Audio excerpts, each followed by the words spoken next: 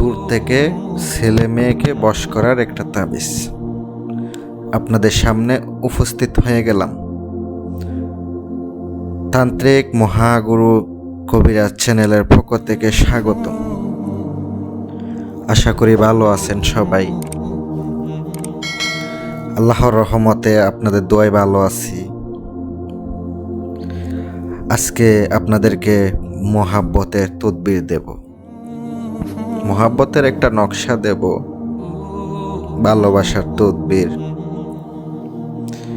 আপনি যারা ভালোবাসার তদবির প্রয়োগ করতে চান তাদের জন্য আজকের এই ভিডিওটা।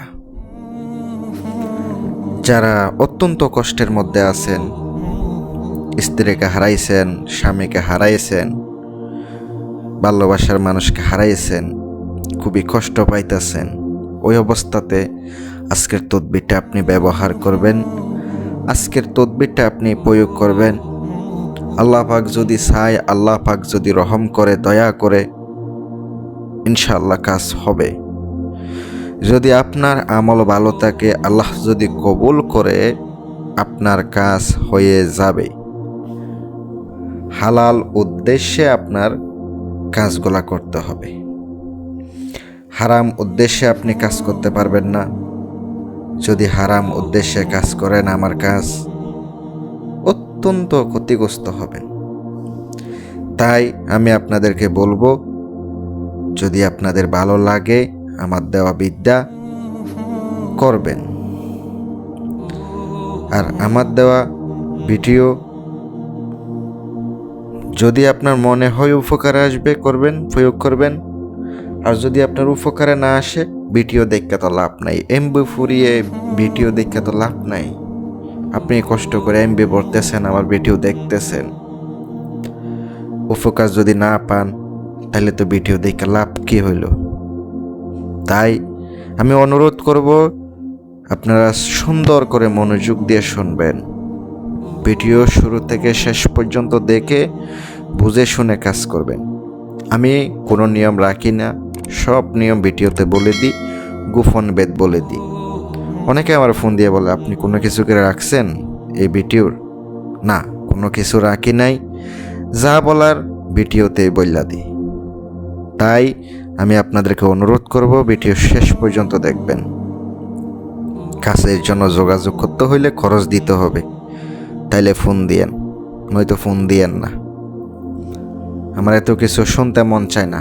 অনেকে কাজের পরে টাকা কইয়া ভিডিওতে এটাই বলে, কিন্তু পরবর্তীতে বলে টাকা দিতে হবে, খরচ দিতে হবে, এটা ওইটা অনেক কিছু কইয়া টাকা নেয়। ওখান থেকে আপনি সাবধান থাকবেন। নকশাটা যেটা দেখতে পাচ্ছেন, নকশাটা শনিবারের দিন অথবা মঙ্গলবারের দিন ছাড়া আপনাকে লিখিতে হবে। অন্যান্য দিন লিখতে পারবেন। রবিবার, সোমবার, বুধবার, জুমার দিন সূর্য যখন পূর্ব দিকে উঠতে থাকে, ভোরবেলা ফজরের নামাজের পরে পাক পবিত্র অবস্থায় আগরবাতি ধরাবেন, মোমবাতি ধরাবেন, নিজের শরীর পারফেক্টভাবে বন্ধ করবেন। তারপরে আপনি এই কাজটা করবেন। নকশা যখন লিখবেন, আপনার কাঙ্ক্ষিত ব্যক্তির কথা স্মরণ করবেন, তার কথা চেহারা মধ্যে আনবেন, তার চেহারা আপনার বাসাবেন। তারপরে আপনি কাজটা করার চেষ্টা করবেন। আমি গ্যারান্টি দিয়ে বলবো, কাজ করলে কাজ হবে। আপনি অন্য কোনো চিন্তা করবেন না। তাবিজ লেখার সময় কিন্তু কোনো লোক আপনার রুমে থাকতে পারবে না। কোনো ছায়া, কোনো মহিলা ছায়া আপনার শরীরে যেন না পড়ে। নীরব জায়গায় গিয়ে লিখবেন। 11 বার দুরুদে ইব্রাহিম পড়বেন, কলমে 11 বার ফুঁক দেবেন, নকশা জাগ্রত করে নেবেন। মন্ত্র আমি অবশ্যই দেব, ইনশাল্লাহ আপনারা সাথে থাকবেন। জাগ্রত করার মন্ত্র অথবা দোয়া ইনশাল্লাহ পাবেন। নকশাটা আপনাকে 7টা কাগজের মধ্যে, মোটা কাগজে লিখতে পারেন। চাইলে আপনি কাপড়ে সাদা কাপড় আছে, মার্কিন কাপড়, ওইটার মধ্যে আপনি লিখতে পারেন।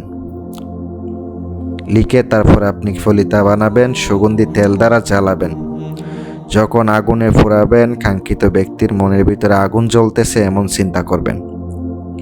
এশারের নামাজের পরে আপনাকে কাজটা করতে হবে, মানে জ্বালাইতে হবে।